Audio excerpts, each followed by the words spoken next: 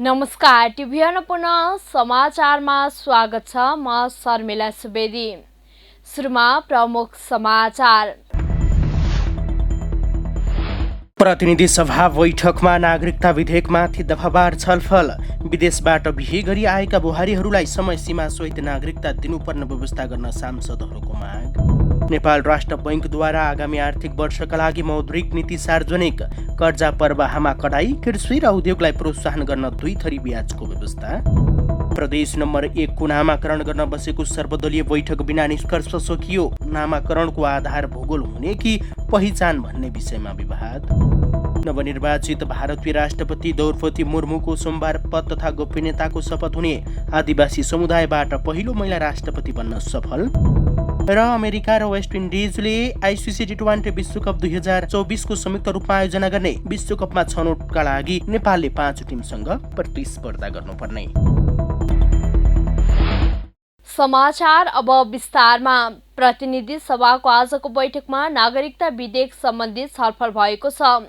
दिउँसो 1 बजे सुरु भएको बैठकमा अरू कार्यसूची हटाएर सभामुख अग्निप्रसाद सापकोटाले गृहमन्त्री बालकृष्ण खानलाई नेपाल नागरिकता पहिलो संशोधन विधेयक 2079 माथि दफावार छलफल गरियोस् भन्ने प्रस्ताव पेश गर्न रुलिङ गरेका थिए। उक्त प्रस्ताव सर्वसम्मतिले पारित भएपछि सुरु भएको छलफलमा प्रमुख प्रतिपक्ष दल नेकपा एमालेका सांसदले 3.5 वर्ष संसदमा छलफल गरेर सहमति नजिक पुगेको विधेयक फिर्ता लिएर नयाँ विधेयक ल्याएको भन्दै आपत्ति जनाएका छन्। संयुक्त संशोधनका लागि मूल संशोधनकर्ता एमालेका सांसद खगराज अधिकारी, लालबाबु पण्डित, विद्या भट्टराई, गंगा चौधरी, विमला विक र देवप्रसाद गुरुङले विधेयकमाथिको छलफलमा भाग लिएका थिए। संशोधनकर्ता सांसद खेमप्रसाद लोहनीको तर्फबाट भने सांसद विमला विश्वकर्माले बोलिदिएकी थिइन्। यस्तै जनमोर्चाकी सांसद दुर्गा पौडेल र नेमकिपाका सांसद प्रेम सुवालले पनि आफ्नो धारणा राखेका छन्। नागरिकता विधेयकमा 45 सांसदले एकल र समूहगत गरी 31 वटा संशोधन दर्ता गराएका छन्।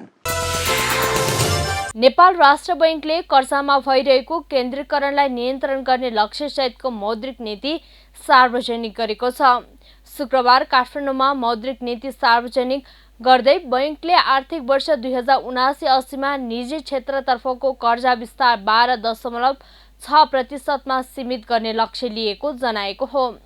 राष्ट्र बैंकका गभर्नर महाप्रसाद अधिकारीले कोरोना कालमा दिएको पुनर्कर्जाको सुविधालाई हटाइएको र पुनर्कर्जाको सुविधामा आवश्यक प्रबन्धनमा केही संशोधन गरिएको जानकारी दिए। रुस र युक्रेन युद्धका कारण परेको वैदेशिक चापका कारण आन्तरिक रूपमा समेत समस्या परेको अवस्थामा 7 महिनासम्मको वस्तु तथा सेवा आयात धान्ने गरी वैदेशिक मुद्राको सञ्चित कायम राख्ने नीति लिएको उनले बताएका छन्। त्यस्तै बजेटमा 8% बराबरको आर्थिक वृद्धि र मूल्य वृद्धिको सीमा 7% मा कायम राख्ने लक्ष्य राखेको सन्दर्भमा मौद्रिक नीतिले त्यसलाई ध्यान दिएको अधिकारीको भनाइ छ। उत्पादनमूलक क्षेत्रमा जाने कर्जालाई सहजीकरण गर्ने मौद्रिक नीतिको लक्ष्य रहेको छ। मौद्रिक नीति मार्फत राष्ट्र बैंकले एक व्यक्तिले एक बैंकबाट 4 करोड रुपियाँसम्म मात्र शेयर धितो कर्जा उपयोग गर्न पाउने व्यवस्था हटाएको छ। तर बैंकबाट लिएको समग्र कर्जा भने कुल 12 करोड भन्दा बढी हुन नसक्ने व्यवस्था गरिएको छ। राष्ट्र बैंकले चालु आर्थिक वर्षमा अनिवार्य नगद मौजातको सीमा 3% बाट बढाएर 4% कायम गरेको जनाएको छ। मौद्रिक नीति मार्फत कृषि र उद्योगलाई प्रोत्साहन गर्न 2 थरी ब्याजको व्यवस्था गरिएको गभर्नर अधिकारीले बताएका छन्। आन्तरिक उत्पादनको तुलनामा तीव्र रूपमा विस्तार भएको समग्र मागका कारण चालु खाता एवं शोधनान्तर घाटा उल्लेख्य बढ्न गएकोले बजारबाट तरलता प्रसूचित हुन गई ब्याज दरमा दबाव पर्न गएको छ। अन्तर्राष्ट्रिय आर्थिक परिदृश्य, रुस युक्रेन युद्ध, इन्धनको मूल्य वृद्धि, आन्तरिक उत्पादन तथा समष्टिगत मागको स्थिति, आयात तथा विप्रेषण अपराधको प्रवृत्ति आदिलाई दृष्टिगत गर्दा मूल्य तथा बाह्य क्षेत्रमा परेको चाप केही समयसम्म कायम नै रहने देखिन्छ। यसर्थ मूल्य तथा बाह्य क्षेत्र सम्बन्धी परिदृश्य र आर्थिक वृद्धिको लक्ष्यलाई दृष्टिगत गरी मौद्रिक नीतिको कार्यदिशालाई सजगतापूर्वक ढङ्गले कसिलो राखिएको छ।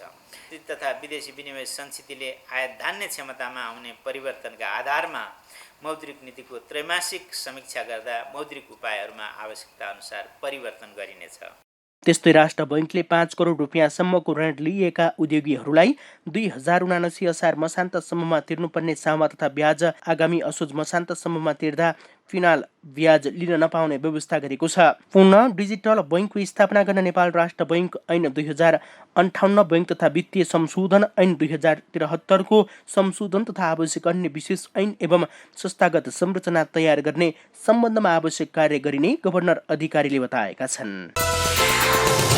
बजेट निर्माणका क्रममा अनाधिकृत व्यक्तिलाई प्रवेश दिएको विषयमा छानबिन गर्न गठित संसदीय विशेष समितिको थप गरिएको समय सीमाभित्रै काम सक्ने तयारी गरेको छ। सिंहदरबारमा शुक्रबार बसेको समिति बैठकमा थप गरिएको समय सीमाभित्रै छानबिनका बाँकी काम सक्ने गरी तयारी गर्न छलफल भएको समिति सचिव सुरेन्द्र अर्यालले जानकारी दिए। पूर्व अर्थमन्त्री जनार्दन शर्मा र समाचार लेख्ने पत्रकारहरूको भनाइका बारेमा पनि बैठकमा छलफल भएको थियो। समितिको अर्को बैठक आइतबार बस्ने र छानबिनमा थप प्रक्रिया सुरु गरिने सचिव अर्यालले जानकारी दिएका छन्। यस संसदीय छानबिन विशेष समितिको बैठक बिहान 11 बजे यो सिंहदरबारमा बस्यो। हिजो मात्र प्रतिनिधि सभाले यस समितिको कार्यवधि थप 7 दिनको लागि थपेको यहाँहरूलाई सबैलाई थाहा छँदैछ। यसै सन्दर्भमा यो समितिका आगामी काम कारबाहीलाई कसरी व्यवस्थित गर्ने र समयमै कार्य सम्पन्न गर्ने भन्ने सन्दर्भमा छलफल गर्नको लागि यो बैठक बसेको थियो। छलफलकै क्रममा मान्यज्यूहरूले आफ्ना धारणाहरू राख्नुभयो। यो धारणा राख्ने क्रममा अझै थप छलफल गर्नुपर्ने भएकोले र आज सदनको पनि बैठक 1 बजे हुने भएको कारणले समय अपुग भयो र पर्सि आइतबार समय एकै हुने गरी थप छलफल गर्ने र त्यो अनुसार चाहिँ बैठक बस्ने गरी चाहिँ आजको बैठक यतिमै स्थगित भयो। तत्कालीन अर्थमन्त्री जनार्दन शर्माले 2079-80 को बजेट बनाउने क्रममा अनाधिकृत व्यक्तिमध्ये राहतमा अर्थ मन्त्रालय बोलाएर करका दर हेरफेर गरेको आरोप लागेसँगै संसदीय विशेष छानबिन समिति गठन गरिएको थियो भने समितिको म्याद 7 दिन थप गरिएको छ। प्रतिनिधि सभा अन्तर्गतको शिक्षा तथा स्वास्थ्य समितिले जनताले सहज र सरल ढङ्गले स्वास्थ्य बिमा भुक्तानी पाउने व्यवस्था मिलाउन सरकारलाई निर्देशन दिएको छ। सिंहदरबारमा शुक्रबार बसेको समिति बैठकले स्वास्थ्य बिमाका विषयमा धेरै समस्या देखिएको भन्दै स्वास्थ्य बिमा भुक्तानीमा देखिएका समस्याहरू समाधान गर्न सरकारलाई निर्देशन दिएको हो। त्यस्तै अस्पतालमा स्वास्थ्य बिमा मार्फत उपचार गर्न जाँदा धेरै समस्या झेल्नु परेको भन्दै त्यस्ता समस्याहरू पनि दीर्घकालीन रूपमा नै समाधान गर्न पनि सरकारलाई निर्देशन दिएको समिति सभापति जयपुरी घरतीले जानकारी दिइन्। बैठकले सरकारी भन्दा पनि निजी अस्पतालमा बिमा भुक्तानीको समस्या भएको गुनासो आएको भन्दै ऐन कानुनको व्यवस्था अनुसार समस्या हल गर्न पनि निर्देशन दिएको छ। त्यस्तै बैठकले शहीद गङ्गालाल हृदय रोग केन्द्रमा अक्सिजेनेटरको अभाव भएका कारण शल्यक्रिया गर्न नै कठिन भएको गुनासो आएको भन्दै छिटोभन्दा छिटो आवश्यक मेसिनको व्यवस्था गर्न पनि निर्देशन दिएको सभापति घरतीले जानकारी दिएकी छन्। पहिलो कुरा सरकारी हस्पिटलहरू जति छन् त्यहाँ चाहिँ छिटोभन्दा छिटो कार्यान्वयन गर्ने जोड गर्नु पर्यो। दोस्रो, प्राइभेट हस्पिटलहरू जति छन् त्यहाँ के पुगेको छैन कानुन अनुसारको त्यो अनुसार अगाडि बढ्नको लागि जोड गर्नु पर्यो। यो पनि हामीले हाम्रो समितिको तर्फबाट निर्देशन दिन चाहन्छौँ। कर्मचारी मित्रहरू र गङ्गालालकै डाक्टर साहब पनि आउनु भएको छ। यसलाई कसरी हुन्छ छिटोभन्दा छिटो मेसिन लिएर बिरामीको उपचार चाहिँ अपरेसन चाहिँ गर्नु पर्यो। यो चाहिँ हामीले सुझावको रूपमा दिन्छौँ। हामीले निर्देशन भनेका छैनौँ किनकि मान्यज्यू अघि आउनु भएको थिएन, दुईवटा समस्या राख्नु भयो उहाँहरूले। सामानै नपाइएर त्यो भएको भन्ने छ, तर यसमा अलि पहिला धेरै सामानहरू लिएर खरिद गरेर राख्नु पर्थ्यो। एउटा कुरा जस्तै अहिले कोरोना युक्रेनको युद्धको कारणले त्यो प्रभाव पर्यो, तर त्यो कुरा चाहिँ अलिक दीर्घकालीन हिसाबले सोचेर गर्ने कामलाई पनि आगामी दिनमा होस् भन्ने म सुझाव राख्न चाहन्छु। बैठकमा स्वास्थ्य तथा जनसङ्ख्या मन्त्री भवानी प्रसाद खापुङले चालु बजेटमा सरकारी र सामुदायिक स्वास्थ्य संस्थाबाट मात्रै स्वास्थ्य बिमा लागू हुने उल्लेख भएकाले केही समस्या देखिएको बताए। बिमाको क्षेत्रमा त्रुटि भए सच्याउन सरकार तयार रहेको उनले बताएका छन्। नामाकरणबारे छलफलका लागि बसेको प्रदेश नम्बर 1 को सर्वदलीय बैठक बिना निष्कर्ष टुङ्गिएको छ।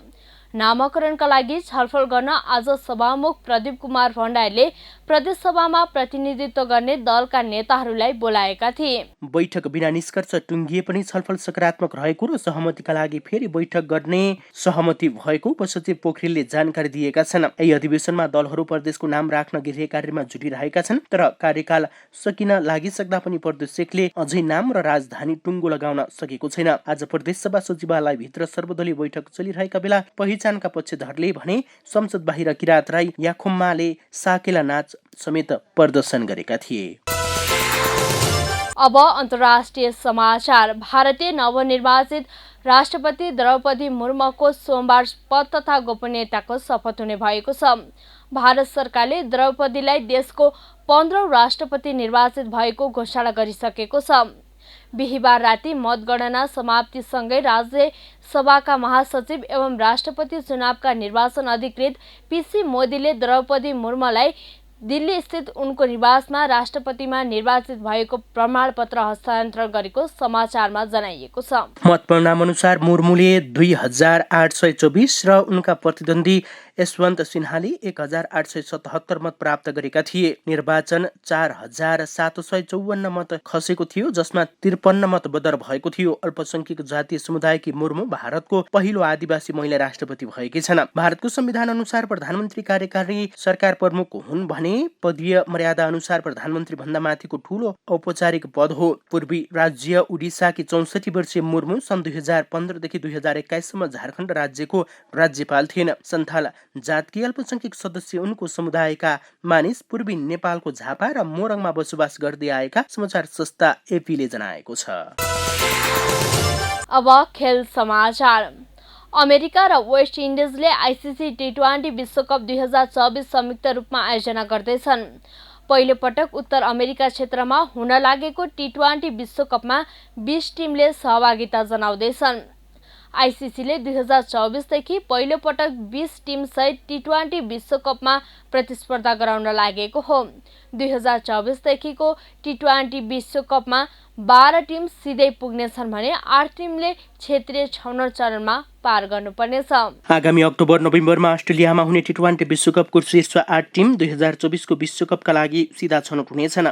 अमेरिका र वेस्ट इन्डिज आयोजकको हैसियतमा छनौट हुनेछन्। अमेरिकाले पहिलो पटक टी20 विश्वकप खेल्नेछ। वेस्ट इन्डिजले आगामी नोभेम्बरमा सकिने टी20 विश्वकपको शीर्ष 8मा स्थान बनाए आइसिसी विश्वकप वरियताको आधारमा 3 टिम टी20 विश्वकप 2024मा पुग्न सक्नेछन्। वेस्ट इन्डिज शीर्ष 8मा नपुगे विश्व वरियताबाट 2 टिममा मात्रै छनौट हुनेछन्। 14 नोभेम्बर 2022 सम्मको विश्वकप वरियतालाई छनौटको आधार मानिनेछ। यो मिति अस्ट्रेलियामा टी20 विश्वकप सकिएको भोलिपल्ट हो। अहिलेको अवस्थामा आइसिसी टी20 विश्वकपमा छनौट हुन नेपालले 2023मा एसिया छनौट खेल्नुपर्ने आइसिसीले सार्वजनिक गरेको छ, जहाँ नेपालले बहराइन ओमान प्रारम्भिक छनौट ए विजेता र प्रारम्भिक छनौट बी विजेतासँग भिड्नेछ। यो प्रतियोगिताको शीर्ष 2 टिमले टी20 विश्वकप 2024मा छनौट हुनेछन्। एसियाको पहिलो चरणको समूह ए मा कुवेत, मालदिप्स, कतार र साउदी अरेबिया छन् भने समूह बी मा भुटान, चीन, मलेसिया, म्यानमार र थाइल्यान्ड रहेका छन्। टिभी अन्नपूर्ण समाचार अहिलेलाई यति नै। टिभी अन्नपूर्ण तपाईले हाम्रो वेब पेज tvannapurna.com सँगै फेसबुक, ट्विटर, युट्युब तथा मोबाइलमा टिभी अन्नपूर्ण एप अनि विन्डोज मार्फत आफ्नो टेलिभिजन सेटमा समेत हेर्न सक्नुहुनेछ। पल पलको अपडेटका लागि तपाईँ नेपालकै पहिलो अनलाइन टेलिभिजन टिभी अन्नपूर्ण हेर्दै गर्नुहोला। नमस्कार।